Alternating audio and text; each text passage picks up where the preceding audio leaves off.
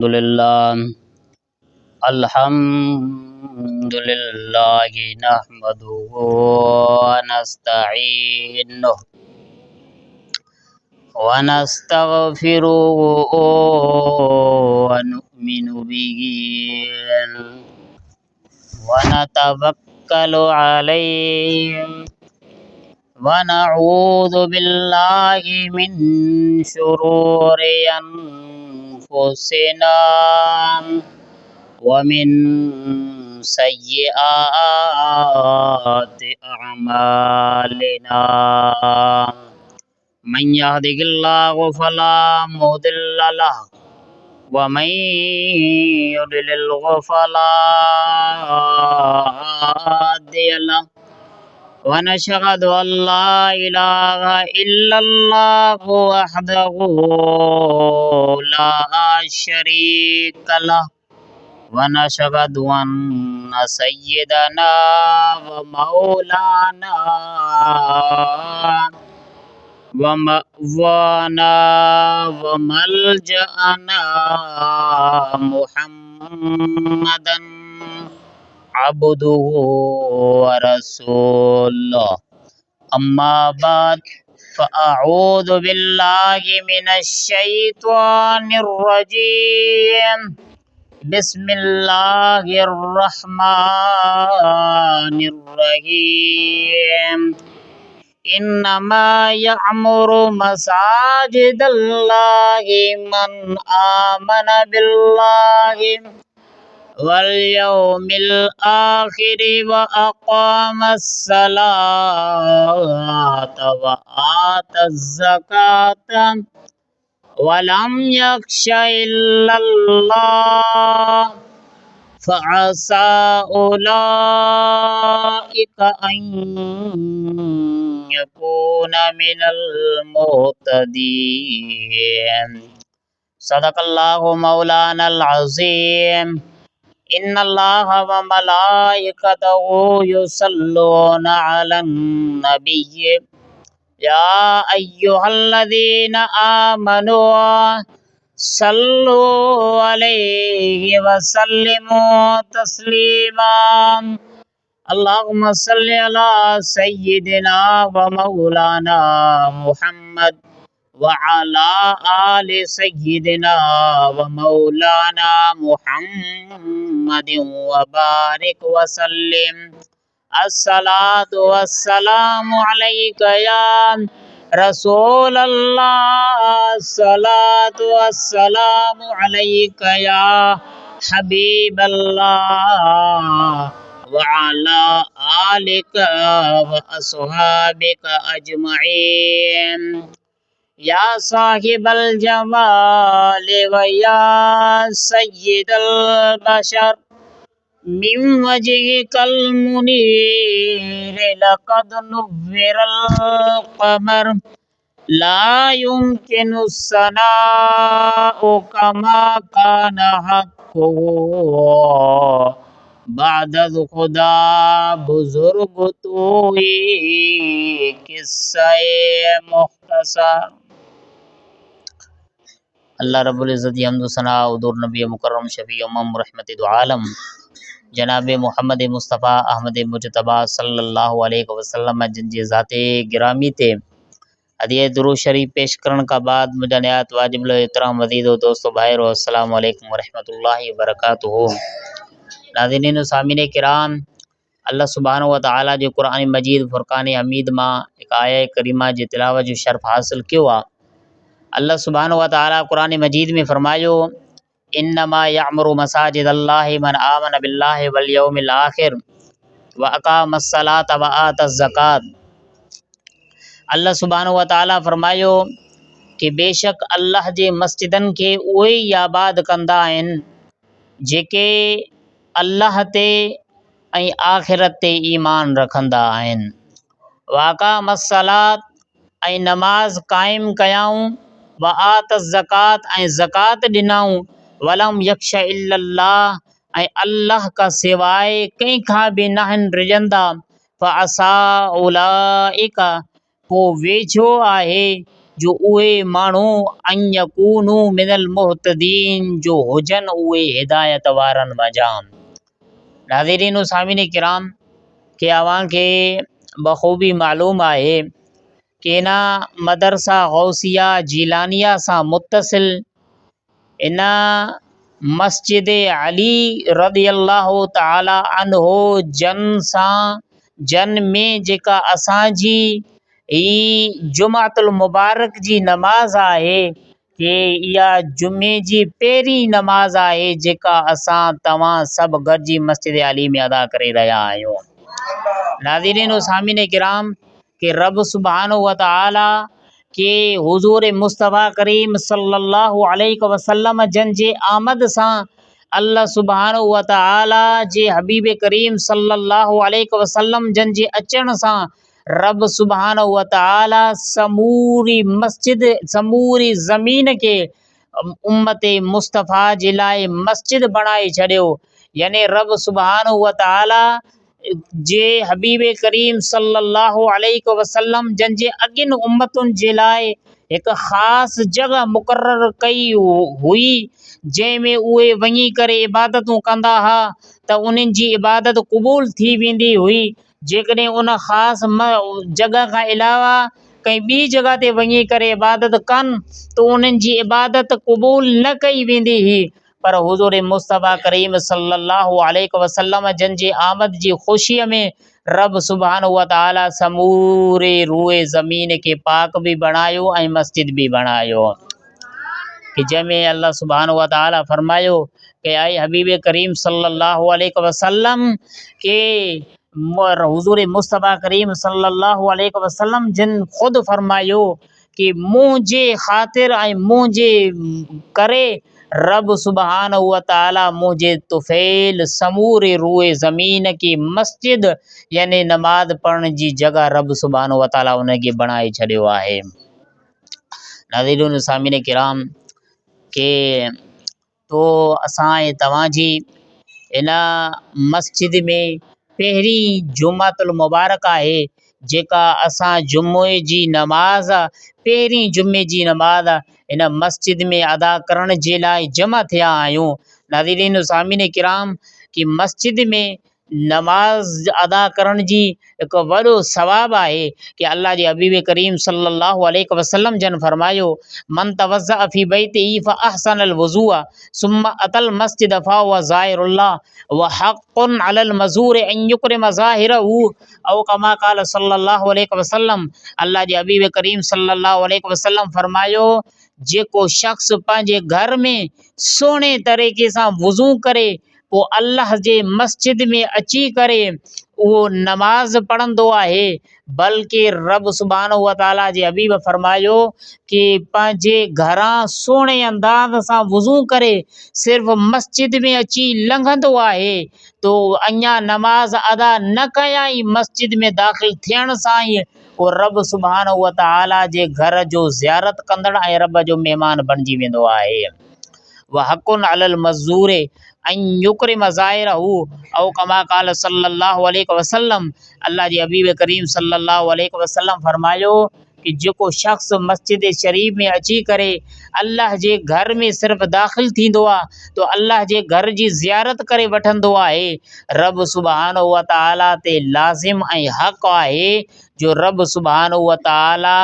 जे घर में जेको बि अची करे ज़ियारत जे लाइ अचे या ज़ियारत खां अञा वधीक जेकॾहिं नमाज़ अदा करण जे लाइ अचे तो रब सुब्हानहू व तआला ते हक़ ऐं लाज़िम आहे त रब सुब्हानहू व तआला उन जी इज़त बि करे ऐं उन जी तकरीम बि करे। नाज़रीन सामीन किराम के अल्लाह जे हबीब करीम सल्लल्लाहु अलैहि वसल्लम जन मस्जिद शरीफ़ में ऐं मस्जिदनि खे आबाद करण वारनि जो वॾा जेका सो अल्लाह जे हबीब करीम सल्लल्लाहु अलैहि वसल्लम उन्हनि जे लाइ ख़ुशख़बरियूं बि हदीस मुबारका में बयानु फरमायूं ऐं उन्हनि जी फ़ज़ाइल बि बयानु कयूं। हज़रत सैयदना अबू हुरैरा रज़ी अल्लाह ताला अन्हु जन खां मरवी आहे या अॼु असांजो समूरो जेको मौज़ू आहे कि उहो मस्जिद जे बारे में आहे। इन ख़ुशीअ में जो रब सुब्हानहू व तआला सभ खां पहिरीं जुमातुल मुबारक जी नमाज़ असांखे मस्जिद अली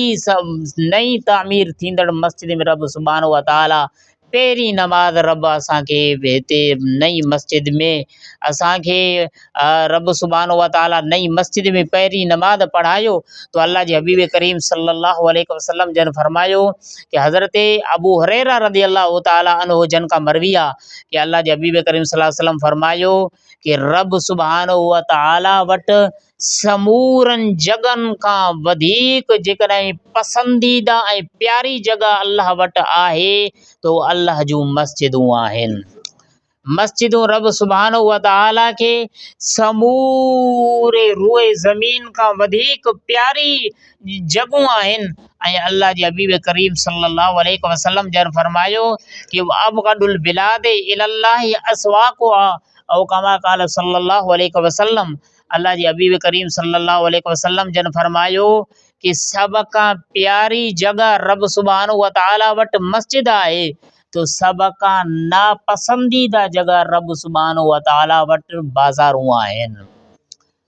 सभ खां वधीक छो त रब सुभाणे व तआला जी मस्जिदनि में अल्लाह जो ज़िक्र थींदो आहे, नमाज़ थींदो आहे, बाज़ारनि में खेल थींदो आहे, तमाशो थींदो आहे ऐं गुनाह जा कम थींदा आहिनि। तो इन जे करे अल्लाह जे हबीब करीम सल्लल्लाहु अलैहि वसल्लम जन फरमायो कि रब वटि सभ खां प्यारी जॻह आहे तो अल्लाह जूं मस्जिदूं आहिनि ऐं जेकॾहिं सभ खां वधीक जॻहनि सभिनि जॻहुनि खां वधीक नापसंदीदा जॻहूं रब सुभाणे व तआला वटि आहिनि त उहे बाज़ारूं आहिनि। छो त उन्हनि बाज़ारनि में कि रब सुभाणे व तआला के हज़रत के साहिबे मिशकातुल मसाबी जो जेको शारे आहे मिरातुल मनाजी उन जो शरह आहे हज़रत अल्लामा मुफ्ती अहमद यार ख़ान नईमी अलैहिर्रहमा उहे फरमाइनि था कि बाज़ारूं जेके आहे मस्जिद में जेके आहिनि जंहिंजो जिस्म मस्जिद में ऐं उन जो दिलि बाज़ार में हुजे तो इहो बि कमु जेका सो आहे कोन सही ठीकु लॻे थो पियो। ऐं बाज़ारनि में घणो करे अल्लाह वटि बाज़ारूं इन करे नापसंदीदा जॻहियूं आहिनि जो उन्हनि बाज़ारनि में कोड़ ऐं धोखेबाज़ी गीबत गिला उमूमन उहे जेका सो आहे बाज़ारनि में थींदियूं आहिनि। नाज़रीन सामीन किराम हिकु ताज़ो जेका सो आहे मामलो असांजे तव्हांजे साम्हूं गुज़रियो कि अॼु या कल्ह गुज़रियो कि बाज़ारूं रब सुभाणे व तआला शारे फरमाए थो कि बाज़ारूं रब सुभाणे व तआला जे हबीब करीम सल्लल्लाहु अलैहि वसल्लम फरमायो कि अल्लाह वटि सभ खां नापसंदीदा बाज़ारूं आहिनि। छो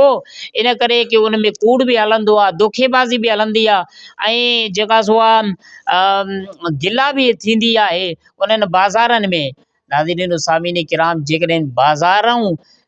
इन जे करे रब वटि नापसंद आहिनि जो उन में कूड़ बि हले ऐं मामलात में धोखेबाज़ी बि हले, दुकाननि में धोखेबाज़ी बि हले ऐं हिक ॿिए जी गिला बि हले उहो अल्लाह सुभाणे व तआला जी सभ खां जेका सो आहे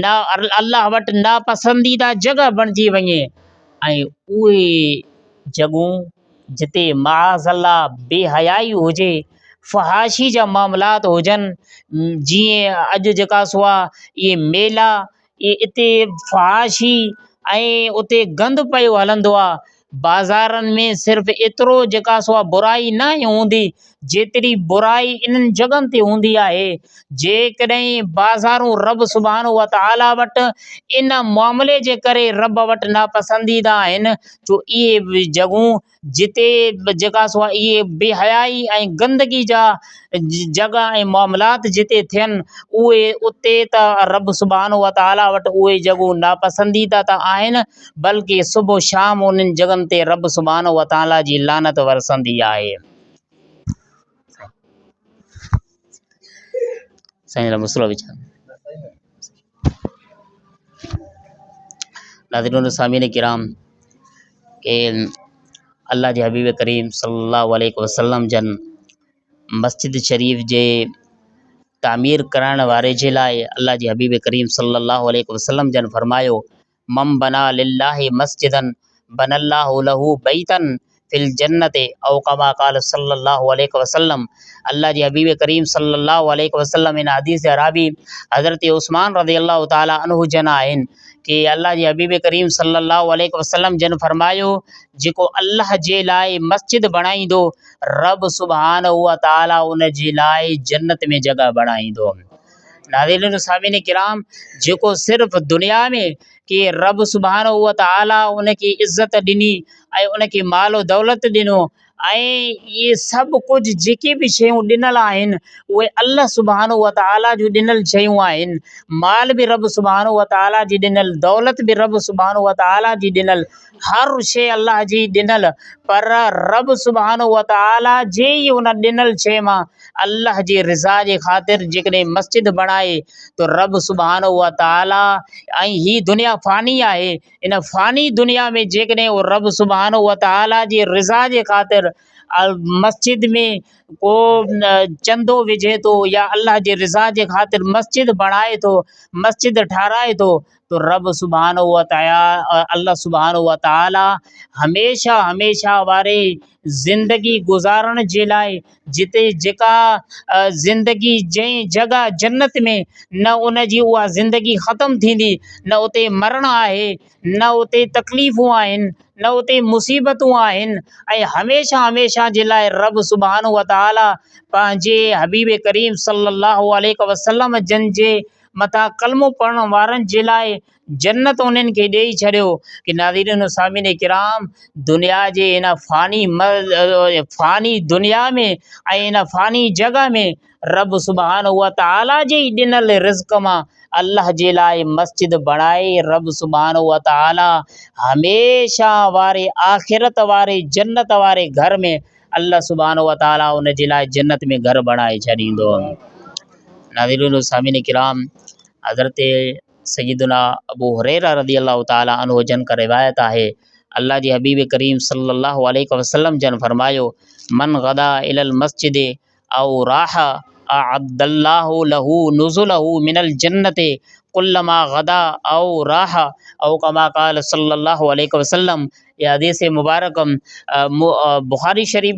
में मौजूद आहे ऐं मुस्लिम शरीफ में भी मौजूद आहे, मिशकातुल मसाबी में भी मौजूद आहे कि जनाब अबू हुरैरा रज़ियल्लाहु ताला अन्हु जन रावी आहिनि, अल्लाह जे हबीब करीम सल्लल्लाहु अलैहि वसल्लम जन फरमायो कि जेको शख़्स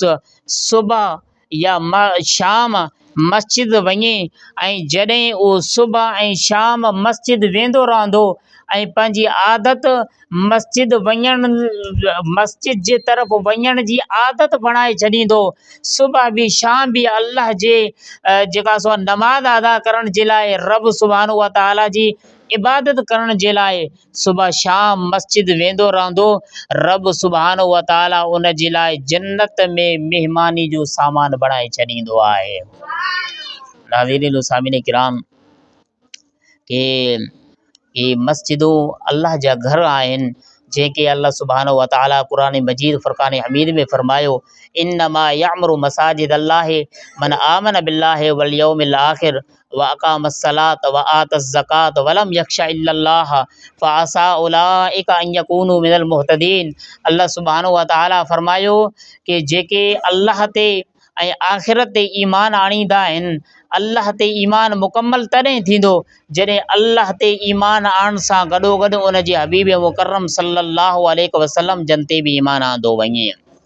नाज़रीन सामिन किराम, अल्लाह फरमायो कि जेको अल्लाह ऐं उन सां गॾोगॾु अल्लाह जे रसूल ते बि ईमान आणे ऐं आख़िरत ते बि ईमान आणे, छो त काफ़िर जेके हूंदा हुया कि उन ज़माने में अल्लाह जे हबीब करीम सल्लल्लाहु अलैहि वसल्लम जन जे ज़माने में आख़िरत जा मुनकिर हूंदा हुया, उहे चवंदा हुआ कि असां क़बरनि में वेंदासीं, मिटी में मिली वेंदासीं, असांजा हॾ ऐं जेको बि जिस्म जा ज़र्रात आहिनि उहे जॾहिं मिटी में मिली वेंदा त उन खां बाद में रब सुब्हानहु व तआला कीअं उन्हनि जिस्म जे ज़र्रात खे गॾु करे वरी उन जिस्म खे क़यामत जे ॾींहुं उथारींदो ऐं महशर जे मैदान में जमा कंदो, उहे आख़िरत जा मुनकिर हूंदा हुआ। इन जे करे रब सुब्हानहु व तआला ईमान क़ुरान पाक में जिते बि ईमान जो ज़िक्र कयो, अल्लाह ते ईमान आणण जो ज़िक्र कयो, त अल्लाह ते ईमान आणण सां गॾोगॾु आख़िरत ते बि ईमान आणण जो रब सुब्हानो व तआला ज़िक्र फरमायो।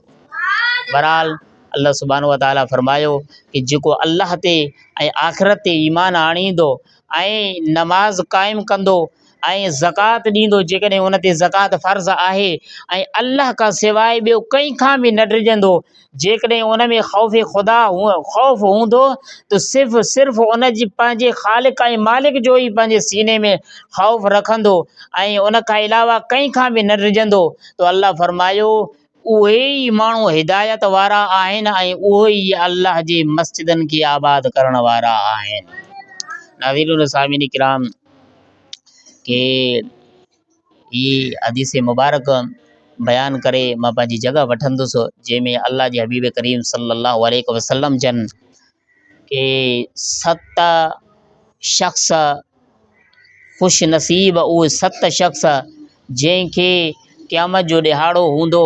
उन क़यामत जे ॾिहाड़े में के तमामु उलमाए किराम खां ॿुधो हूंदो कि रब सुब्हानो व तआला क़ुरान पाक में भी इरशाद फरमायो, यौम यफ़िरुल मरउ मिन अख़ीहि व उम्मिहि व अबीहि व साहिबतिहि व बनीहि, कि अल्लाह सुब्हानो व तआला फरमायो कि इंसान पंहिंजे पीउ खां भॼंदो, पंहिंजे माउ खां भॼंदो, पंहिंजे औलाद खां भॼंदो, मुड़ुस पंहिंजे ज़ाल खां भॼंदो, ज़ाल पंहिंजे मुड़ुस खां भॼंदी, तो हर को हिक ॿिए खां जुदा थी वेंदो। उन क़यामत जे ॾिहाड़े में के गर्मी जो आलम हूंदो ऐं उते जेका सो कंहिं बि क़िस्म जी का बि छांव न हूंदी सिवाइ रब सुब्हानो व तआला जी रहमत जो छांव या रब सुब्हानो व तआला जे अर्श अज़ीम जे छांव खां अलावा ॿियो उन ॾींहुं कंहिंखे बि का छांव नसीब न थींदी। तो अल्लाह जे हबीब करीम सल्लल्लाहु अलैहि वसल्लम जन फरमायो कि क़यामत जे ॾिहाड़े में 7 उहे ख़ुशि नसीब आहिनि जंहिंखे रब सुब्हानो व तआला पंहिंजे अर्श अज़ीम जी छांव में उन्हनि खे जगह नसीब फरमाईंदो। वो 7 कहिड़ा आहिनि? अल्लाह जे हबीब करीम सल्लल्लाहु अलैहि वसल्लम जन फरमायो इमामुन आदिलुन, अल्लाह जे हबीब करीम सल्लल्लाहु अलैहि वसल्लम जन फरमायो कि बादशाह ऐं अदल कंदड़ इंसाफ़ कंदड़ बादशाह के दुनिया में रही करे उनखे रब सुब्हानो व तआला बादशाही अता कई, हुकूमत अता कई, तो उहो इंसाफ़ पंहिंजी हुकूमत में पंहिंजे रिआया में इंसाफ़ कंदड़ हूंदो, तो रब सुब्हानो व तआला क़यामत जी ॾींहुं को बि छांव न हूंदो सिवाइ अर्श आज़म जे छांव जे हेठां रब सुब्हानो व तआला उन इंसाफ़ कंदड़ बादशाह के जगह नसीब फरमाईंदो। नंबर 2 वशाबुन नशाउन फी इबादिल्लाहि, अल्लाह सुब्हानो व तआला फरमायो ॿियो उहो नौजवान जंहिं समूरी नौजवानी रब सुब्हानो व तआला जे अल्लाह जे इबादत में गुज़ारे, कि जेकॾहिं कोई शख़्स पोड़ा में अची करे अल्लाह सुब्हानो व तआला जे दर ते अचे पर पोइ बि उन जे लाइ इहा ख़ुशि नसीबी जी ॻाल्हि आहे, पर नौजवान पंहिंजी नौजवानी समूरी जवानी रब सुब्हानो व तआला जी इबादत में गुज़ारे छॾी,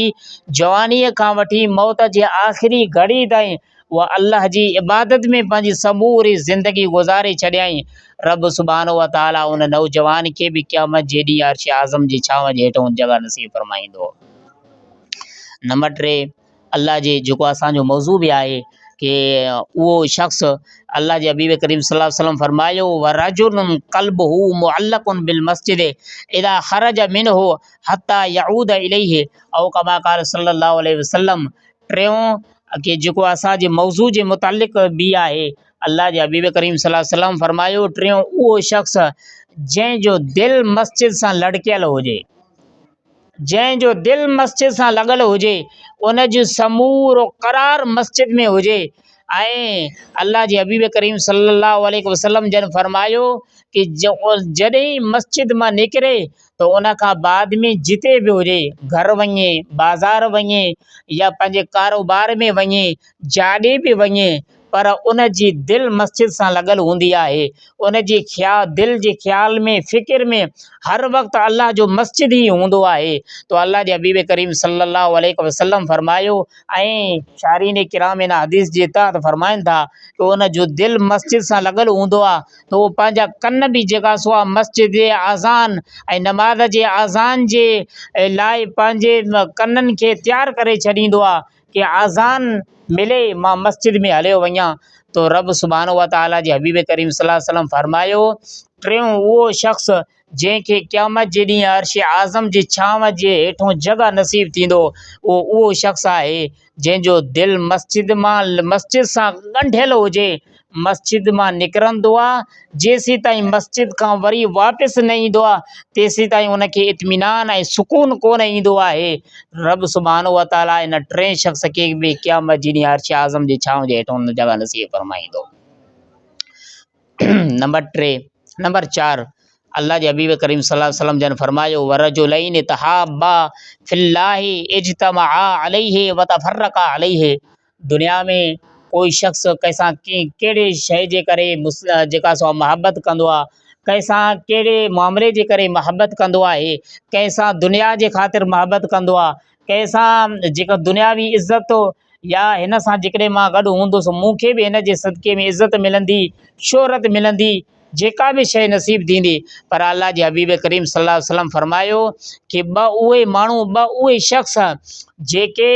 अल्लाह जे ख़ातिर हिक ॿिए सां मोहबत कंदा हुया दुनिया में रही करे, जेकॾहिं उलमा सां मोहबत बि अल्लाह जे ख़ातिर अल हुब्बु लिल्लाह वल बुग़्ज़ु लिल्लाह, मोहबत बि अल्लाह उन जे रसूल जे ख़ातिर, दुश्मनी ऐं अदावत बि अल्लाह ऐं उन जे रसूल जे ख़ातिर। तो अल्लाह जे हबीब करीम सल्लल्लाहु अलैहि वसल्लम जन फरमायो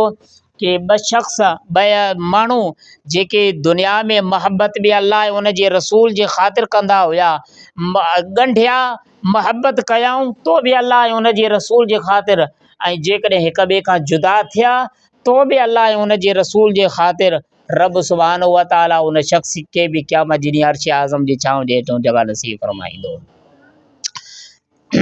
नंबर 5 अल्लाह सुभाणे व ताला फरमायो वरजुलुन ज़करल्लाह ख़ालियन फफ़ादत आइनाहु औ कमा क़ाल सल्लल्लाहु अलैहि वसल्लम। अल्लाह जे हबीब करीम सल्लल्लाहु अलैहि वसल्लम फरमायो कि उहो शख़्स जंहिं तन्हाईअ में ऐं अकेलाइप में अल्लाह जो ज़िक्र कंदो रहियो, एसी ताईं जो अकेलाइप में उन जे अखियुनि मां ॻोढ़ा वही रहिया, तो थी सघे थो कंहिं जेका सो आहे कंहिं जे इज्तिमा में या कंहिं जे साम्हूं कोई शख़्स अल्लाह जो ज़िक्र करे रहियो आहे तो उन जे दिलि जो त कंहिंखे बि जेका सो का ख़बर न आहे, पर इन में कुझु न कुझु थी सघे थो कि रब सुभाणे व ताला जो कोई माण्हू ईअं सम्झे कि ॾेखावे जे ख़ातिर अल्लाह जी ज़िक्र करे रहियो आहे। इन जे करे ख़ुसूसन अल्लाह जे हबीब करीम सल्लल्लाहु अलैहि वसल्लम जन फरमायो जेको शख़्स अकेलाइप में अल्लाह जो ज़िक्र करे रहियो आहे ऐं अकेलाइप में उन जे अखियुनि मां ॻोढ़ा वही रहिया आहिनि, रब सुभाणे व ताला क़यामत जे ॾींहुं उनखे बि अर्श आज़म जे छांव जे हेठों उनखे जॻह नसीब फरमाईंदो। वरजुलन दात व इमरातुन ज़ाता हसबिन व जमालिन फ़क़ाल इन्नी अख़ाफ़ुल्लाह औ कमा क़ाल सल्लल्लाहु अलैहि वसल्लम। ऐं उहो शख़्स जेको कंहिं औरत सां उन जे हुस्न ऐं जमाल जे ख़ातिर मोहबत रखंदो हुयो, पोइ उन खां बाद उहो उन मामले खां हटी वियो इन जे करे कि उन चयो कि मां अल्लाह का ख़ौफ़ रखां थो पियो, थी सघे थो रब सुभाणे व ताला जो को ॾमर मुंहिंजे मथां न नाज़िल थिए, तो इन जे ख़ातिर उन अमल खां रुकिजी वियो। रब सुभाणे व ताला उन शख़्स खे बि क़यामत जे ॾींहुं अर्श आज़म जे छांव जे हेठों उनखे जॻह नसीब फरमाईंदो। आख़िरी अल्लाह जे हबीब करीम सल्लल्लाहु अलैहि वसल्लम जन फरमायो वरजुलुन तसद्दक़ बिसदक़तिन फ़अख़फ़ाहा हत्ता तअलम शिमालुहु मा तुनफ़िक़ यमीनुहु औ कमा क़ाल सल्लल्लाहु अलैहि वसल्लम। अल्लाह जे हबीब करीम सल्लल्लाहु अलैहि वसल्लम फरमायो कि 7 उहे शख़्स जंहिंखे रब सुभाणे व ताला क़यामत जे ॾियारे अर्श आज़म जी छांव खां हेठां अर्श आज़म जी छांव खां अलावा ॿियो को बि छांव न हूंदो, 7 उहो शख़्स आहे जंहिं लिकी करे उन सदको कयो, ईअं लिखी करे सदको कयो जो सॼे हथ सां ख़र्च कयाईं तो उन जे खॿे हथ खे बि ख़बर न पई तो अल्लाह जे हबीब करीम सल्लल्लाहु अलैहि वसल्लम जन फरमायो जंहिं लिकी करे सदको कयो ईअं सदको कयईं खॿे हथ सां ईअं ॾिनई तो सॼे हथ खे बि ख़बर न पई तो फलिहादा इन सतो उहो शख़्स आहे जंहिंखे रब सुभाणे व ताला क़यामत जे ॾींहुं अर्श आज़म जे छांव जे हेठो हुनखे जॻह नसीब फरमाईंदो। नाज़रीन सामीन किराम ये मस्जिद जे बारे में ही मौज़ू मां इन जे करे अॼु चूंडियसि जो रब सुभाणे व ताला असां ऐं तव्हांखे इन नई तामीर थींदड़ मस्जिद अली मदरसा गौसिया जीलानीअ सां मुतसिल इन मस्जिद में अल्लाह सुभाणे व ताला सभ खां पहिरियों जुमातुल मुबारक असांखे नसीब फरमायो ऐं इहे सभु कोशिशूं ऐं काविशूं हज़रत क़िबला पीर तरीक़त उस्तादुल वफ़ाज़ साईं हाफ़िज़ अली अकबर क़ादरी दामत बरकातुहुमुल आलिया जिन जूं आहिनि रब सुभाणे व ताला उन जी कोशिशुनि ऐं काविशनि खे पंहिंजे बारगाह में शर्फ़ क़बूलियत अदा फ़रमाए। ऐं सभ खां ख़ुशनसीबी जी ॻाल्हि इहा आहे कि मस्जिद जे पहिरीं हिन मस्जिद अली में असां जुमातुल मुबारक पहिरीं अदा करे रहिया आहियूं तो पहिरीं जुमातुल मुबारक में साईं क़िबला साईं मोहम्मद अमीन साहब बि असां सां मस्जिद अली में पहिरीं मरतबा जुमातुल मुबारक अदा करे रहिया आहिनि। इहा बि असांजी ख़ुशनसीबी आहे। अल्लाह सुभाणे व ताला साईं जन जे रिज़्क़ रोज़ी में औलाद में ख़ैर बरकत आफ़ियत नाज़िल फ़रमाए। व आख़िर दावाना अनिल हम्दुलिल्लाहि।